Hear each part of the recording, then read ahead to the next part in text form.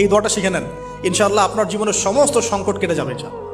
আমি নিজেও এই দোয়াটা বেশি বেশি করার চেষ্টা করি। দোয়াটা হচ্ছে, মুসা আলাইহিস সালাম একটা গাছের নিচে হেলান দিয়ে বসলেন, বসে দেখলেন দুজন মেয়ে দাঁড়িয়ে আছে দূরে, পানি নিতে পারছে না, লোকজন পানি নিয়ে যাচ্ছে, ওরা দাঁড়িয়ে আছে বেচারি। মুসা আলাইহিস সালাম গিয়ে বললেন, কি সমস্যা আপনাদের? তারা বললেন যে আমাদের বাবা অনেক বৃদ্ধ মানুষ, আমরা পানি নিতে পারি না যতক্ষণ না আমাদের কম পানি নিয়ে চলে যায়।